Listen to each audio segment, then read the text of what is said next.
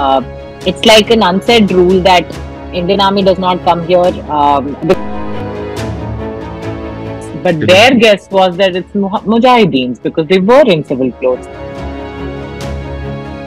They told all the Jawans that, go in.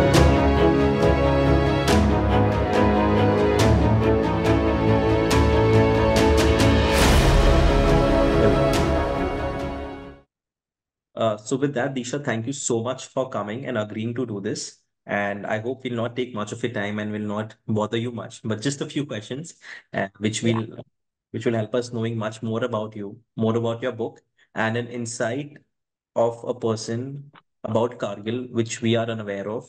For us, Kargil was a very, very major event wherein it was a very significant event in the Indian history.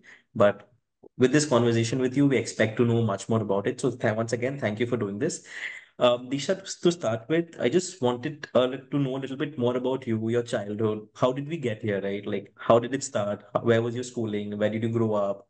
How was it being an army child? Like, just a few thoughts on that. And if we can start with that, please. No, thank you so much for having me. I checked out some of your content and products as well, and I think it's always it's always great to see how commercially we can also kind of exhibit patriotism, which I think a lot of us get wrong. But yeah, I think I'll start with well, I was 8 when I went from a Fauji kid to being to completely going to the civil life. But yeah, I mean, so lost my father at the age of 8. He was in the Kargil War. Before that, I think life was very different. I mean, very, very protected. Having great examples around me in terms of because daddy was a very caring husband and a very caring father. So going completely from having a pillar of strength who had it all together to really suddenly moving to our first big city, which was New Delhi.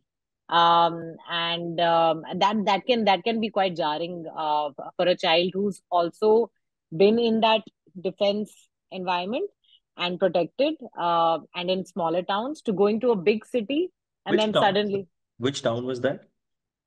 So well, my sister has been in many postings with my father, but I think, born around when he was in Devlali. Then have seen some of their tenure in Misamari, which is in Assam. Then Firozpur, where we had a very big bungalow, is what I remember. And finally, Meerut was where we were, where for the first time, Daddy went on to a posting where the family had to be left at a peace station. So for us, Meerut was the peace station, and he was in crew in Okay. Srinagar. So most of our vacations were actually spent in Srinagar. So that's Okay. what. I know you might have been very small then, right? But what is one memory of your father that you have, like even, be it from that time, which you still resonate with, or it still comes back to you, and some memories that you can speak about? Yeah, I know. So, I mean, have tried to answer this for myself a lot of times. That how can one person recall so much till the time they're 8, right? Because I think when I wrote my book, also people were like, "What? You were 8, right? How do you know things?" And I'm like, sometimes it's. I think it's also when you see so much of. Like I think somehow he made sure that we saw a lot of him while because he also used to be away a lot. So when he was back home, he used to make sure that it's like he's making up for the lost time. So I remember a lot, actually. I think my first ever childhood memory, I would say, is me being in his lap, maybe in Misamari in Assam, where I pulled a strand of hair from his hand, and he just jumped with pain, and I'm in his lap, so he can't even throw me, but he's like, what? That's And fine. so I don't know why it's super vivid in my Yeah. memory. Yeah. Couple of other things that I remember of him is that he used to love making iced lollies, and he used to love opening the fridge and getting all the random vegetables that are cooked, making something out of it. Like, if there are like five vegetables that are cooked in the fridge, he'll make noodles out of it. So those are a couple of things that I remember of him very, very vividly. But these things are so vivid now. If you'll always relate that plucking of hair with that memory, right? Like that'll be for your life. So post New Delhi, how was your early schooling? Like, how did that phase go? What did you do after school? And like, just a little bit more about. So, most part of my sister remembers more than this, but my most memory, like the strongest, is from Meerut. We went to, I think there was briefly we were in another school, and then we were put into IPS, International Public School, and in fact, like my father was very close to the principal and her husband, because I think her husband had a background in Forge. So that was, and I remember, yeah, I was super into co-curricular activities. I used to sing songs a lot, even though I was not really training, which I ended up doing when we moved to Delhi, because my mom Okay. forced me. But doing a lot of these annual functions and singing and being a very active part of it. While my sister was really a topper of class, so was I. I don't think I was a topper, but we used to be in the first two, first, second, third, coming in top of that list in our exams, because my father was, I mean, a great teacher actually. So yeah, I mean, these are the two memories. I think one, that we used to be great at studies, and second, that we were put into co-curricular activities, because that is kind of a life mantra that my father followed as well, which was like study hard, play hard in some sense. So, so yeah, that is really the memory. I mean, there are lots more. Like, I do remember my friends, and in fact, there was another couple of friends that we had who were in the same school, who were older than me. One of them was in my sister's class, and that was the first time we saw someone's father who was in the army passing away. Yeah. And I think that was the closest we came to before us, to see someone, like, because they got to know while they were at school, and yeah, news came to school. So yeah, that is one of the probably stronger memories from school in Meerut. No, I think that's really insightful. And what did you end up doing? So your post schooling was New Delhi, right? I'm assuming Yeah, your high yeah. school. And what did you do after your high school? Where did you go to college, and what did you do there? Super. Yeah, I was shifted to Delhi. My mom, by the way, was very smart. Although she was, I mean, she hadn't seen much of real world until after my father, because that's when reality hits you, and you're like, you have to take control in your hands. So she figured out, okay, we get some scholarships, so you can go to a better school, where maybe in your head you're thinking you can't afford it, but you can, because he's covered for that before. So we went to so briefly I went to Convent of Jesus and Mary, and then we went to Delhi Public School, RK Puram, first VV and Vasant Vihar, and then RK Puram, because that's what the news was, that it is the best school, right? And I would say that studying in DPS was a bit of a tough thing for me and my sister, because we came from very humble backgrounds, and also very difficult background, right? And that school is filled with some kind of Yeah. privilege, and so actually being surrounded by that, and then getting pushed into, okay, these are the kind of brand of shoes that you need, and this is the sweater you need, because I Yeah. was fortunately or unfortunately somehow ended up being friends with the popular kids who wear all this. Yeah. So I used to really like kind of bully my mom into doing this, right? And then I think after school is so I went to SRCC, did my economics there, and went on to doing journalism from Cardiff University in the UK. Okay. All of it because I'm a rebel. My mom really just wanted me to take science, so that my options are always open. But this is what I did, and I'm glad I did that. Perfect resume, right? RK Puram, SRCC. It's like the post perfect resume. So you always want, did you want to become a writer initially, or how did that come across? See, that's such a good question, right? So, and in fact, just to address your first point, which is ki ye to perfect hai, this path is perfect, right? But I think I now when you grow older, you realize ki yaar perfect to isliye because that first step my mom took, which was ki yaar we'll stay in New Delhi despite the fact that I have two daughters and it's tough in a big city, Yeah, right? So she really had to fight a lot to make sure that so that first step is taken. Then when you enable children, I think with taking these decisions, I think the next steps become easier, right? So so I feel like she enabled us and empowered us to do the things that we did. But coming back to your second point, right? So when I went to SRCC, which is a very studious college, and I was and of course like again I was surrounded by friends who were really naturally geeks, and they were really smart in so I was doing economics, and so I realized that dude, I'm not naturally naturally great at economics, even though it felt like I was great because in my 12th grade I got 95 in economics and maybe math, so then you you were got like, CC, right? Like because yeah. you already had that in you. So yeah, so I'm like, but now I don't think this is for me. And at that point, I had started doing theater thanks to SR, and start theater really brought out the confidence in me in life, which I really never had in DPS. Like it was always like I was this simple, sweet child, trying to fit in, But SR gave me that okay, you can be anyone Correct. anywhere you want, right? And that is what SRCC and theater gave me. And that's when I realized that creative instincts are there. And I don't know how, because honestly, I was not even a reader. And I'd never done theater. The only creative thing I had done until then was like Ashley Lobo dance and some classical music, right? And I was like, but I don't know. It feels like the right thing to do. So after SRCC, I was like, okay, I want to explore what I can do creatively, and acting was one of the options, and the second one was journalism. And I was like, I mean, it's just better if you get a degree and then you go on to these, like really low success rate paths, which is Bollywood or acting, right? So I was like, okay, You let me wanted to just go get a into degree. acting and like you wanted to get become an actor. Yeah. Huh? So briefly, because theater was just so much fun.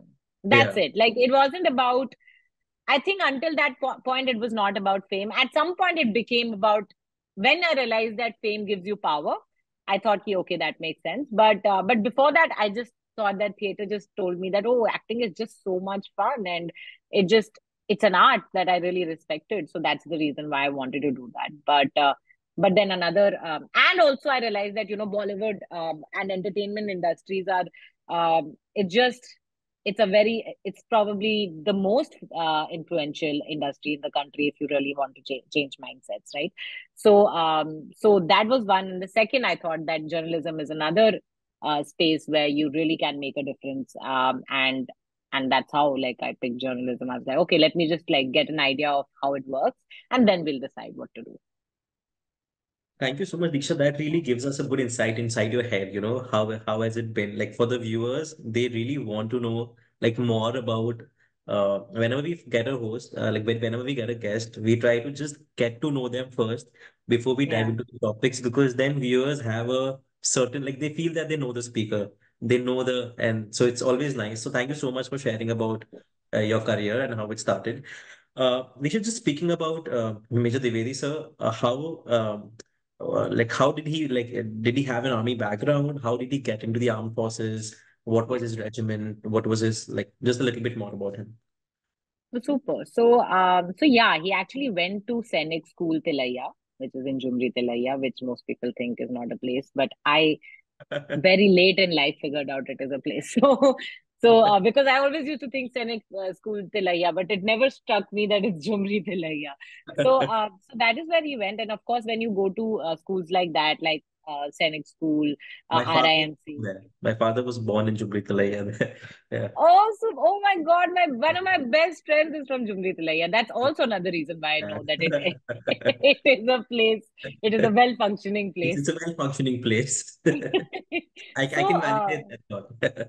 I know, right? I mean, yeah, it's been quite a surprise that my best friend and my father probably spent a lot of time in Tilaiya, the same place. So yeah, when you go to schools like this, basically a military school, I think most students are kind of training to then go to NDA and then go to IMA and then get commissioned as a soldier, right? So I think his path was pretty much clear. But I've heard stories where, well, he was a good student, but I am not sure if he really did want to join the army to start with. Like, he has given exams, and there are a couple of his friends who he's shown the whole paper to, and they've also passed and whatever, and he has tried to. But so again, not very sure if he were it was like voluntary. That I think it was also some kind of decision from the family that, okay, this is one way of getting out of so my father has a farming background. Like, his Okay, brother is a farmer, his father was a farmer, so that, I mean, that was kind of his fate if this was not it, right? This is the first opportunity that the family would have got to kind of get out of correct. Bihar and a village. Like, it's not like Yeah, even yeah, there he was in a town, right? yeah. So I would say that's where something would have come from. But yeah, he was a good student. He got through. He has helped a couple of his friends to get through as well, and that's how he joined the army. He joined artillery. He was in the 315 field regiment. But the first unit he joined was 242 medium regiment or field regiment, Okay. and so he was the first bio there, first young officer there. So they also have like a lot of connection with him and his name. And yeah, 315 was the regiment he went with to war, and actually it has a title in its name, which is Kargil. It was the first regiment to Correct. have been deployed Yes. in the Kargil War, which for the longest time people didn't know. I think until I wrote about it, I also didn't know. So I think, I mean, over the years, I've actually seen a lot of gap in that sense, Correct. in the narrative of the Yes. war, or Yes. narrative of the heroes as well. Correct. So yeah, I mean, that was his journey really. I think he got married quite early on. So I think my mom and my father got married in like 84, 85, I think, and my Was sister it an was. arranged marriage or did they know each other? It was an It was arranged an marriage. arranged marriage. Yeah, yeah, yeah. It was, my mom would have been like 18, I think, and her brother was actually his course mate. Okay, So wow. yeah, so his real brother was a course mate, and daddy's friend, and so I think that's how he would have told daddy. And then once he saw my mom, and then they kind of got fixed. And I think the first time a cousin of mine, like my mom's niece, who was very close to her, saw his picture with specs, and she started crying. She's like, "Oh my God, he looks so bad," or something.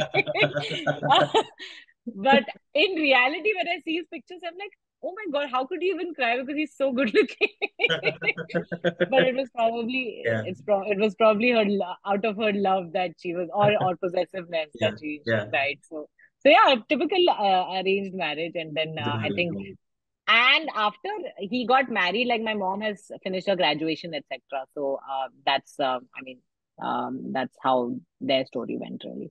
Wow, and so I'm sure he must have been quite early in his service. Like how many years was he into his service when he was actually So when 315 was deployed? Like we're yeah, jumping in right now, so just wanting like, are you so aware? yeah, Yeah, yeah, yeah. So 85 he would have gotten commissioned. yeah. I think 84 or 85, and 99 was the war. So about 14 years, 15 years.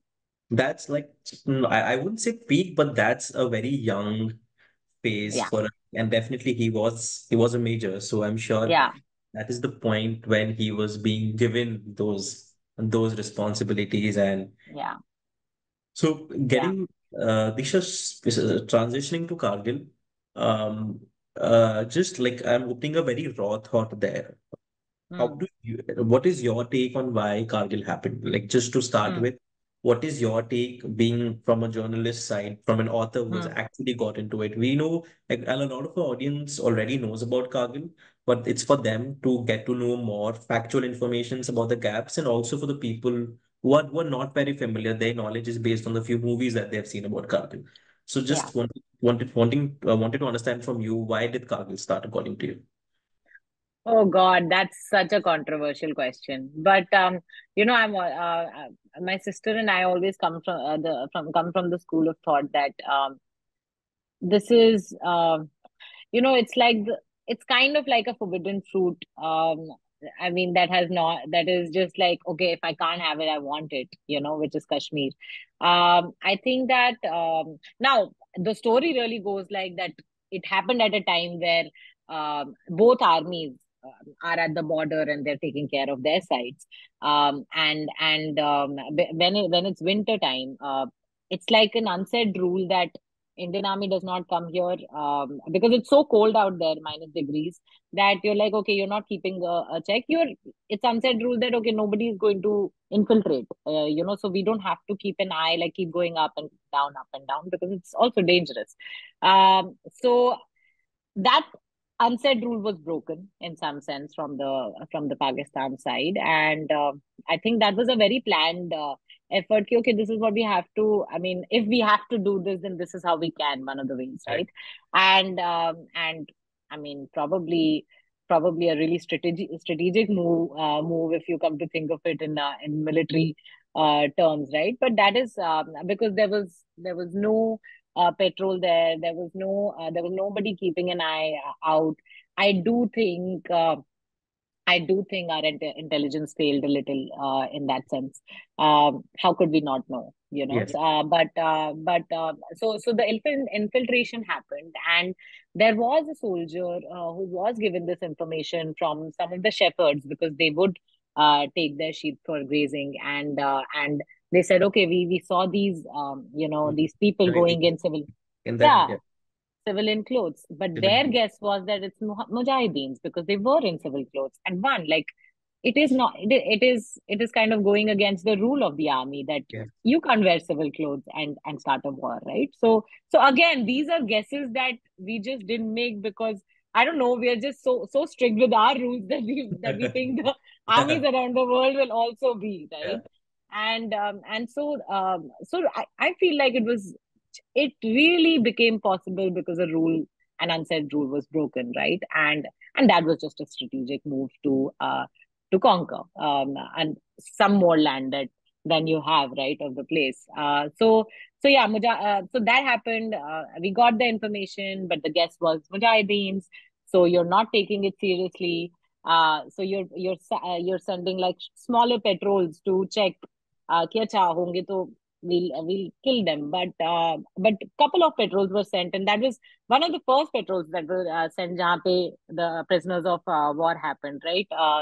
Lieutenant Saurabh Kalia, for example, whose family is still fighting their case, which is because the bodies that were sent back after 21 days were very in a very bad condition. It goes against the Geneva Convention.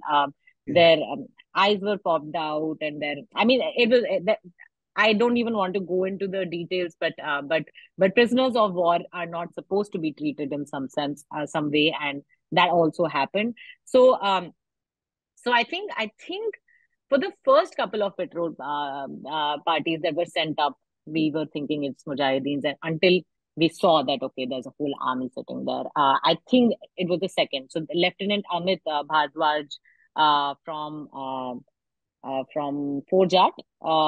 He saw. I mean, they went to look for Lieutenant Kalia's petrol, and then they realized that, oh, there's a whole army sitting here, and then that's how the information then trickled down, right? And I think 2 lakh soldiers, or a little less than that, were at least informed and deployed in this war, in terms of, okay, we have to be ready, right? And yeah, and I mean, very unexpected, because it went on for 2 months. I think until the last day of even just clearing out the space, even after you've had victory, soldiers have died, and we don't even know about it.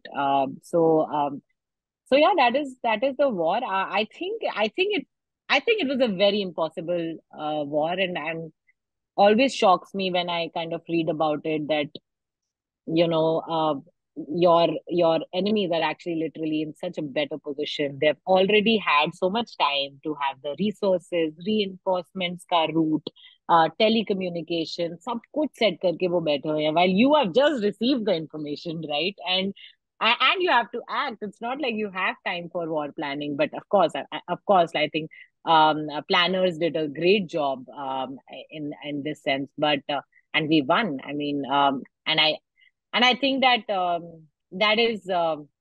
I think we, even though we were defending, we somehow had to take an offensive strategy to win. So I think they really gave their best in terms of planning, in terms of determination, in terms of, I think, will.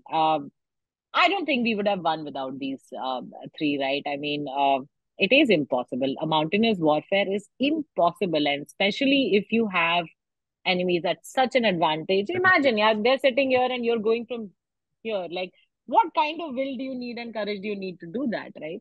And Um, and more so, we like, so we are exploring a theme this time when we are showcasing the stories, right, of a theme called uncalled. We believe, like, when a country that was at a point when, like, we were not prepared. We never saw it coming. It was like without any provocation, it was uncalled for. yeah, And I believe that also did play a role. So yeah. just diving into Major Dwivedi sir's role in Hmm. his, like, just for, if you're comfortable with Yeah, sharing yeah, what yeah. happened, he would Of course. lead me. Of course. So he was in 315 Field Regiment. It was the first artillery regiment to have been deployed. He had the role of second in command, so it's just one position below the commanding officer. Yeah. And so his job entailed there are a couple of regiments that are coming and getting deployed. So finding places where they can,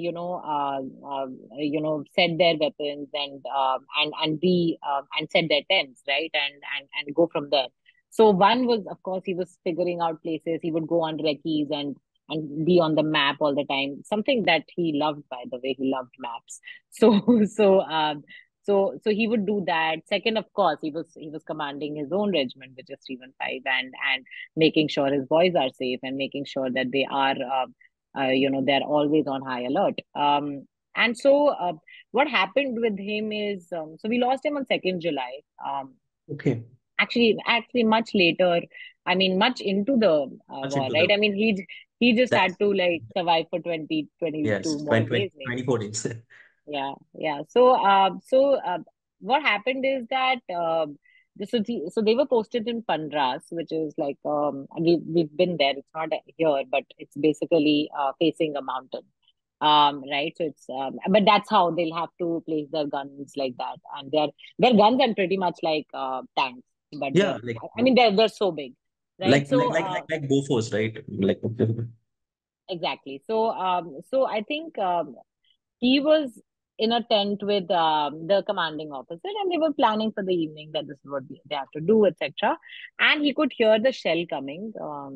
I mean, and I don't know how you hear a shell coming, but that's what happened. And he ran out because, and it was at a very off hour, like something you're not expecting, but it happened. And so he went out, and he told all the Jawans that, go in, take cover, etc.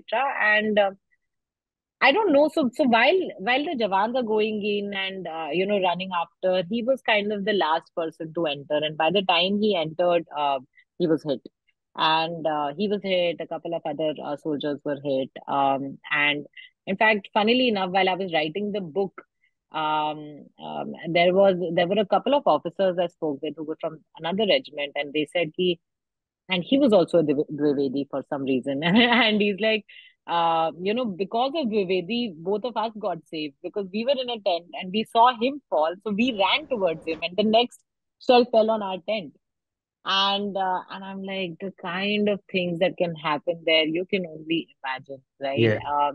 And yeah, he was hit, and then he was taken to to the hospital, and whatever the kind of hospitals they have. And I've heard, by the way, that MBBS, the doctors who were there are MBBS, right? And I don't know if that much education is enough to be dealing. I don't know.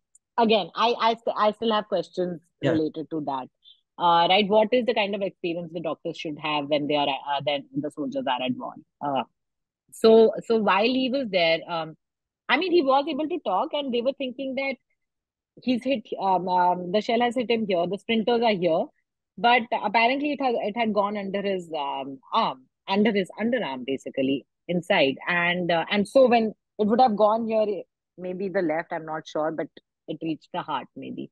And so while he's on the bed, he's talking and he's telling the doctor that, hey, I'm fine. I mean, I'm just hurt here, and they've treated that, and he's just talking normally. And he's like, no, you have to save the Jawans because they are more important. I mean, because I'm doing the planning, but they are doing the fighting, right? So go save them. And so when the doctor has moved, it's just that while he was talking to a soldier, and he was talking, he would be talking about his family, he would be talking about other things, and suddenly he choked, because, and I think later they realized that the sprinter had reached his underarm, which they didn't see coming at all. So that is, I think that is what happened. And that is, that is why you feel the helplessness, that, oh my god, like, had someone seen it coming, right, maybe it would have been treated. But yeah, that is the story. So sorry. Like, just like, I'm sure he's always in your prayers, and he'll be in everyone's prayers among all the other people who had to sacrifice their life for a war, which is just, it, it did not, it was not needed. Diksha, any particular communications or letters from your father during the Kargil, which is very, like, which you can share with us in terms of which he's talking about this, like, how his situation is, what's going on, how is he living, how is he Yeah. staying, what is happening, anything that you would want to share? So, honestly, none of these soldiers' letters, and that was the common thing that I've seen in all of the letters that I've read to date from different soldiers, is that they always tried to portray how beautiful the scenario is. Okay, sure. I mean, some have been brutally honest, but they are actually rare. His letters really never talked about how bad the condition is. Oh, Definitely, like, I think he was kind of trying his best to, put us at ease and put our mom at ease. So his letters consistent of, so how was your exam, and how was the recitation competition, and how are the plans doing, and oh, if this uncle is going to the US, ask him to get me this camera, because he was uh, he was very fond of photography, and that's why, like, most of our albums don't have him; it has us and everyone else. But a couple of, I think, two things that remain with me to date is, I think, because obviously I was young, so it's not like he used to address me in all letters, but it's not like he would say something very very meaningful that I have to remember. But he had a habit of leaving notes, when he used to leave, for you know for crew Srinagar, right? That was the only time when we were away from him.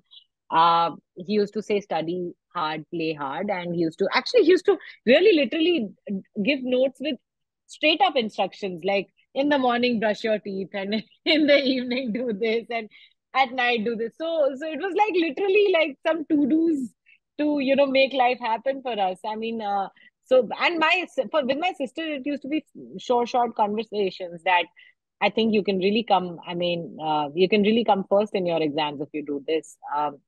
And there was one letter where he said, I know that you're my brave daughter, so take care of Mummy and Nehadi. It's just one of the cutest things, you can say. And then today do it you have makes so those? much Do you more have those? sense. Do you have those? Yeah, yeah, we do. I Wow. do. I'll send them to you. They're also in my book. So, Okay. We'll take it from so there. Yeah. yeah, so it is. Yeah, I mean, basically, the concept of the book also came from the fact that we had so many letters, so other families also must have so many letters from soldiers.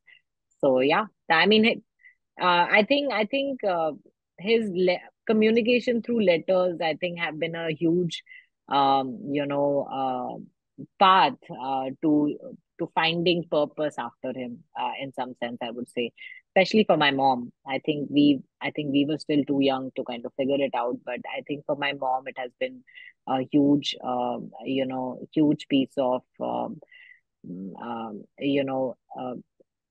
inspiration and strength, I would say, to get through this. And is what when was his last letter? Like the which like So a month? his I think his last letter is from 30th June, Okay. which we would have got after we heard the news, because yeah, delivery used to always be kind of delayed then. Sure. What like you've already answered what motivated you to write the book, but with being you having a lot of letters, but was there any other motivation behind that as well? Like focusing on Kargil and the book. What was your motivation to take on? Huge motivation. No, I have a very straight up motivation. I think I've never said it on video, but I remember I was back from Bombay. I used to run this company called Akkar Bakkar. It's a user generated storytelling platform.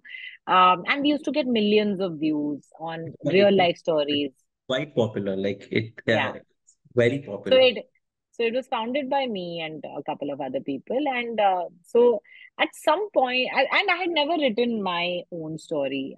Right? You're just busy running it so much Yeah. that you don't realize this is also something you can do, right? So there was this one time I was back home in Delhi, and my mom said that, and I won't take names, but my mom said that the government is going, these people are going for Kargil Vijay Divas to Dras, to Kargil. Which year was And this, if you don't mind me this asking? was, this was, um, this was 2015, I Because your think. book was published in 2017. Okay, so Yeah, so it is 2015, and so I said, "Oh, that's nice. Aren't you going?" And she's like, "No, for these things you need invitation, because obviously, like, Kargil is yeah. that kind of a zone. You can't just appear and go for these things." And I'm like, I said, I find that so strange. I mean, your father, your husband lost his life for this war, and you're Yeah. not invited to celebrate this. And I said, okay, fine. There are 527 soldiers who lost their life, so maybe it's not possible. But have you ever been called? And she's like, I think the only time I was called was 1999. And I'm like, that is That's no, so sad. 99, not 99, 2000. And I'm like, really? Like that is so weird. Like so you only are remembered the next year. And what about all the other years that you're trying to, Be- because clearly this war, uh, if you actually do a cost benefit analysis of a war, it makes absolutely no sense for a family, for a martyr's family, because you literally lose everything, and you're starting from scratch. The least you can expect is be a part of this victory that people are celebrating, that you have lost everything for, right? That's uh, so it it was the first time that it really pissed me off. So yes, I had spent some 16 years hearing stories about other soldiers, and they were the same stories that you hear every year. And while there are 500, 600, whatever, right? And not only from this war, but other wars as well. You have so many war hero stories that are not being told. And I'm like, it doesn't make any sense. So every year, the number of stories from Kargil War increased, the number of news headlines on Kargil War increased, but the stories remained like the names in the the stories focus remained on the the same same people, actually. and they did not cover the like still I think if today me as a person who knows like I believe myself to know about Kargil in a lot of detail and know a lot of people, but still I believe there's a lot of people the stories of which we do not know, right? Like and Exactly. and contributions can never be, yeah, a one person can have, but there's no contribution bigger than life. Like, if a person has sacrificed their life, after that point, it becomes like, there is nothing more that he could have given. So it becomes, Yeah, the slate becomes equal. So completely. yeah, I mean, Anish, I even today think, acha, now that I told my father's story, now his name is also coming every year. yes. Okay, but I'm like, yeah, this wasn't the point. The point was to start a journey where then you are kind of getting shaken and being like, acha, yaar, we are not really telling stories. So I got really yeah, I was shaken that day. I was like, yeah, I'm tired. Yeah, reading the same stories every year. This doesn't make sense. I'm doing journalism. I have a platform that has so much attention. The least I can do is tell my father's story. And that's what I did. I think I spent the whole night writing his story. I spoke with a couple of uncles who were basically his buddies in war, and some like bachelors really at that time, right? And they told me the story, made some calls, did my research. It was really the first time, by the way, in 16 years that I really went into the topic. I was like, I really have to tell a candid story, our story, and it should hit people, and that's what I did. And I think my last sentence was in that story was still waiting for an invite for Kargil Vijay Wow. Divas from whoever, and that reached ADGPI, that reached people. And my mom was getting calls like every the next day, and she said, "I'm feeling like an assistant to you." like and we did get an invite, and we ended up going for the Kargil Vijay Divas the next year. Yeah. But I'm like, really? That's all that we had to do? And I'm like, That's not you all, know, right? You had to write a book. It's not all like that's no, that's a so I'm actually not talking about the book. I'm talking about the story which I okay. So published on sorry. Yeah, Akkad understood. Bakkad, right? And yes, uske baad I have written the book, but my story was titled "The Kargil War Hero Nobody Told You About." He's my father, right? And it got us so much attention I could not have imagined. Everyone has published that story, from your Better India to your Scoop Whoop to Scoop Whoop. Mein pata nahi, it was a weird headline, but but I'm just saying, like, suddenly all publications wanted to talk about this, and we even gave a very good interview actually to CNN. They used to have this show called Citizen Journalist I saw you in Journalism. this interview. Yeah. Yeah, so that was the first interview I've given, and that was the most meaningful interview I've given, I believe. Because I mean, the journalist really cared Yes. about this story. Otherwise, it's just going on, and I can't tell you the number of times I've just said to the person that ask me a new question. Like, it would be great to add some value with my Yes, of answers. course. I can imagine. Like so, whenever like we speak to a lot of any of these army commanders, right? Like we were speaking to the person like he had led the attacks like the rescue operations in Operation Black Tornado, and he's like, यार तुम सब same सवाल पूछते रहते हो मतलब तुम थकते नहीं हो, and that is why I just keep it open slate, like Yeah. for you, because you asked the brief, we sent you one, otherwise there would have been no brief, and we would have just made it like a conversation. And anyway, coming Yeah, back to got the it. book, so that was the story, and then what led to the book? So, yeah. So interestingly, many journalists read about our story when we went for Kargil Vijay Divas. I literally had a couple of journalists just looking for us. Just I remember there is a journalist, Gaurav Sawant. He basically was roaming around with this paper, and I at some point I just walked up to him and I'm like, I'm just curious, what is in your hand with this paper? And he actually had my story, my article, and he's like, I Wow. want you to autograph it. And I said, okay, cool.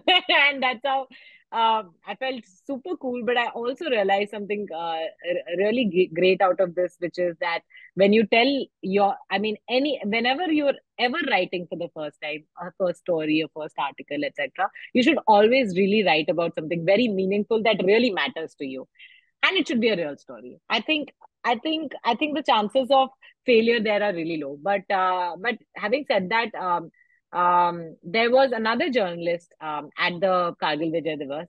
Her name, she's pretty popular actually. Her name is Priya Ramani. And she, after that Vijay Divas, she reached out to my sister actually, and then she reached out to me as well, and for a book that we should write. And so my sister's I mean, what she wanted to write was different, but what she pitched to me was, hey, I read your article, and there must be so many, I mean, there must be so many letters out there, right? And do you want to write about it? And the first title was like, the first thing only we talked about was letters from Kargil. It was Wow. never a topic that we had to brainstorm over. It letters from Kargil just hit Yeah. home, right? And we're like, yes. I mean, I said yes, we should do it. And I remember I was at a job that time, and I was like, oh my God, I had thought I will write a book when I'm 30, but I was 26 then, and I'm like, I will give up everything for just to write this book.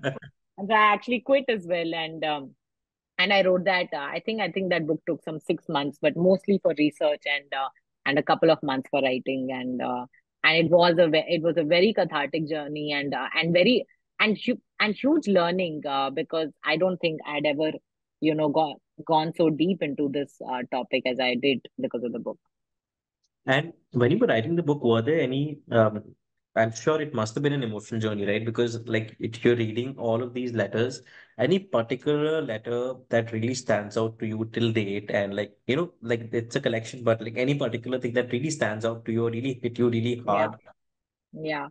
No, many letters, I think. But one letter that hit home was a Naga Heroes a letter. In fact, that is the reason why we are actually working on a book on him. Because in that letter, I don't know if it was the last letter or one of the letters, but he used to talk about God a lot, and used to so very religious guy, and you could see that he was a very simple, dutiful guy, right? He was like, okay, I want to tell my siblings this, and if God permits, we'll do this. But something that hit me was he revealed to his parents about his girlfriend then. And he's like, most probably you will not agree because I don't know if it was caste or something, but because of that. But I really love her, and once I'm back, I would like to marry her. I already asked for her hand, and I would like to, marry her. And he had also said that after me, I would expect you to take care of her because she's close to me. And I think, yeah, I remember like every time I used to read that letter, I used to cry. I used to be like, this is such a So helpless he already situation, right? mentioned in the letter after me. So like he'd already, Yeah, if this, yeah, he was. I think he had a sense that it's difficult to go back from here. Yeah, wow. And I think these letters are things which take you back in time. Like I've had opportunities to see a lot of these letters, like in war memorials or yeah, wherever. And like it takes you back in that age, not just the letter, the paper, the texture, the yeah, way they're writing, the ink, the kind of English used then. Like yeah, it it changes, right, over the years, and it yeah. takes you back then and it makes you. So I think letters are the closest thing to reality if it was a time machine. I think Hmm. letters is the closest thing that we can get to a time machine, and what better topic than letters from Kargil? So I think me and my team and our viewers would be really whoever some people like would really love to read the book, and Yeah. we would put the links here with this podcast, and we would really Super. want them to have your book and read it and reflect on it, because it would really give them a lot of life lessons, I believe. Like just a book like that would help them in getting up on days when they're not feeling well. So, Hmm. Diksha, for last thoughts, I think one of the strongest messages I believe from this is that heroes are not ones just who are the ones who are highlighted. I believe it's the 527 heroes, right? That number Truly. that really hit my mind, and if I start to name, I won't be able to name more than 15 or 20 upper limit. So that really is bothering me right now. So, any last thoughts you would want to leave our viewers and listeners with in this Yeah. podcast? I think, by the way, I liked a couple of your questions, right? And Yeah. one of them was that, actually, let me look it up. Uh, I think you said something about, yeah, I think you said something about, could you share a story that illustrates the bond you and your family shared with your father during Yeah, service, that right? would be lovely. Yeah, we would love to. And then another question was about service, sacrifice, and Yeah, patriotism. I think, yeah, so I would actually like to take up the first one is I, that I would really love that. Like I was worrying about the time for you because I already I would love to, but if it would be amazing if you can bear with it. yeah. No, of course. I mean, I just thought that they were very well thought of, so I would love to answer them. Um, so about my father's bond, right? I think over the years I've said it a lot, and book says it a lot, and I can't emphasize on it enough. But I think he was very unlike the fathers and husbands that I have seen closely even to date, right? And I mean, having said that, I think, for example, on his chutti, my mom used to be on chutti from her work, right? So that guy, that man was working full time, fully, right? I mean, Yeah. when he was on field, he was doing what training and exercises and being a soldier. And when he was back home, he used to take up her job as a housewife, okay, and she used to chill because that is the responsibility he took. When he was with my sister, he was the guy who was a teacher, and so much so that, well, she was used to be the topper, but I think sans him she would have not been. And why? Because I'll tell you, I mean, I think after him, the first few exams that she would have given, that was the first time she ever failed an exam, and because she just didn't know how to study without him. And he used to actually make sure that he takes leaves around her exams, because he used to come back home and he used to teach her, and used to do all that. And for me, I think, he used to call me Pepsodent, because, for a very good reason, because I used to fight with him a lot. And why I used to fight with him is because I used to think that he's giving all the attention to my sister. Can And, we use that and name for you? Can we use that name for you, Peps? of course you can. Yeah, yeah, yeah, for sure. Like, it makes a lot of sense, by the way, because its tagline used to be Dishum Dishum. So, so that was the major reason he used to call me that, because maybe I was someone you. I mean, I would like, I literally have photos with him where I'm or with my sister, and both of them hitting them with a book, right? And that was mostly because I was like, you don't teach me, you only teach my sister, right? And while it makes sense because I was much younger than Yeah. her, and so What is her studies what is the age 4 years. difference? 4 years. Yeah, 5 years actually, but academically 4 years. So yeah, in fact, academically इसलिए because my father actually made her jump a class. So literally, because mid course posting हुई है, तो he has convinced the principal कि she knows better. तो आप Okay. उसको exam देने दो and then decide, and Yeah. she passed, so whatever. Wow. And for me, yeah, so I remember him clearly because that's the kind of bond he had. Like, I could literally complain about things and have a fight with him, and he'll entertain me, for no reason at all. Who entertains like a 6 or 7 year old? But he did. And so my takeaway from him is that I love the nickname, and love the fact that, and my interpretation of it is that, you have to fight for things when you have to fight, when you have to achieve things, right? So I think before we knew the definition of feminism really is something that our father taught us already, and that I'm very, very grateful for. It ruins a lot of things in reality, really, because you're always expecting that every person around is like that. But I at the same time feel really lucky that we got that kind of that kind of influence in life that taught us this very tough word that we use very loosely today, but in real life example, that's what it is really. So yeah, that is about him. That is the kind of bond we had. um and uh, and I think that, yeah, that's why I wanted to share it. But next I wanted to get, you can ask me the questions and I'll answer. No, I think in talking about feminism, I think the three of you are the most definition of how you've shaped up, your career, and kudos to your uh to your mother as well. I all respect, and I think this is a question which was really important. And no, Disha, but like I wanted to ask you more about the 527 fallen soldiers. What should we what do you think would their families want? You being like the person who could answer it, like what us civilians should do. Like it's not Hmm. just about like remembering them on a war memorial, right? What can we do to make their journeys better apart from just uh, like the validation, apart from basically. I think I've always said this, that we can't really blame civilians or blame non-Faujis, I would say, uh, if they are not don't know enough, or if they don't salute when they see a soldier, right? I mean, patriotism is not something that you can, that comes with a salute because you're being told, right?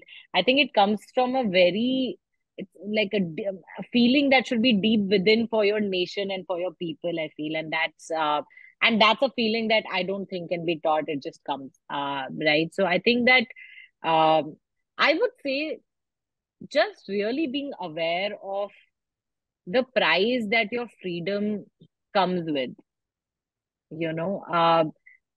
I think just the awareness, that, your starting point is very different from a soldier's family, or a martyr's family, really, because they have to actually live two lives. They've been living one with their, soldier father, soldier brother, soldier son. But after that, they actually restart a life, and then they're still expected to make it in life. It doesn't end there.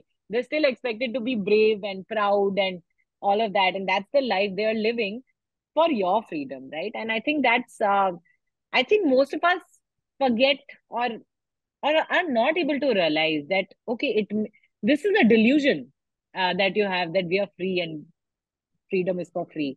It's actually not, right? You still have soldiers who are still keeping you protected so that you can sleep at peace. I mean, it's a huge privilege if you can just sleep at peace at night without caring about your house getting bombed. It's so simple, right? And I don't think we realize it, and that's how we act then daily, because we're just taking it for granted. And I think that, if you can stop doing, I think a lot of change in society can come. Because we're not saying that your starting point should be the same. That's unfair, because some of us just sign up for that life. What we're saying is that, okay, you've got this freedom, someone has died for that freedom. What will you do with this freedom, right? You can uh, you can you can literally do as little as not litter on the road, and that's a good thing. And so I just feel that awareness that freedom is not for free is super important for everyone. Isha, you knowing this and you knowing all of these stories of, like these difficulties or these sacrifices, how have they affected like your life, right? Like how have it like made you to take decisions or, like if my father could have done it, I can do this. I can have my own company. I can flag SRCC. I can go to Garter. I can be a journalist. Like what was the things which, uh, It's the worst case scenario thinking, I would say. I have thought about it so many times. I'm pretty sure I've written about it also.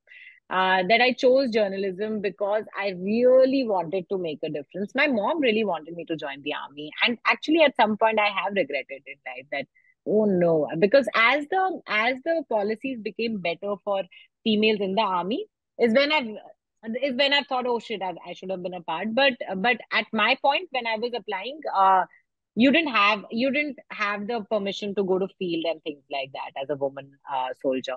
So I would say that the thought that I want to make a difference with my life in this world was somehow always there, because I saw it happening in front of my eyes, that someone can make such a huge sacrifice for others is a huge thing, and that has been really inspirational in my life. And I think, in some sense, you end up thinking that, hey, how can I make such a person proud, right? I yeah. mean, like, how do you, like, he gave his life for me also, and for other people, but for me also, right? Then how do I make sure that I make him proud? And that question, when I ask, has been easy then to direct me to things that I want to do, right? And I don't want to live an ordinary life. Is probably the crux of it, right? Wow. I just don't want to live an ordinary life, and I think this is something I've written in my book, right? That soldiers are uh, ordinary men with extraordinary courage, right? Wow. And that's just how I think. I think you just need a little bit of courage to make an impact with this little life that you have in the world, and God knows the world needs it, right? So I do think that I draw a lot of inspiration from his sacrifice, because and I always tell everyone that I can't even come close to what he's done. I will not sign up for $1 million job also, or $1 billion job also, if I know that I can die in this. I won't. He did, and many do. Yeah. I'm not doing that. All I'm saying is that while I live, can I do something extraordinary with my life, right? That will make him proud in some sense. And I think, um, in my at my level, when I was thinking about these things, I thought that journalism is one way to do it. I really thought that I could make a bigger difference than with joining, doing journalism, than actually joining the army, because just You that as a you female. considered joining the army? Yeah, yeah, yeah. So I had the, I mean, my mom pushed it. So I had the interview also, but I didn't go for it because that time I had launched Akkar Bakkar and it was doing fairly well. And so you have to make a decision, right? That, okay, this is something I can give my life to. And we really made a difference with Akkar Bakkar, honestly. Like, it has been extremely fulfilling in terms of the kind of stories we've told, and um the outcome of those stories, like someone realizing something, or someone firing an FIR against someone, etc. These are very important things to do, and so that is how I've learned that storytelling is a hugely powerful thing if you can tell the right stories. Diksha, I think with that, I think it was one of the most inspiring sessions, and with full of energy, and we loved your positivity throughout the interview, talking about very sensitive topics as well. Thank you for coming here. Thank you for coming for Valour Diaries, and we would love to show you the Kargil collection once it's live. We are doing something really Yeah, amazing with that, and if you allow, we would love to design something for Miss Major Dwivedi sir as well, and we would love to send you the products, and I know we'll take inspiration something from your book as well.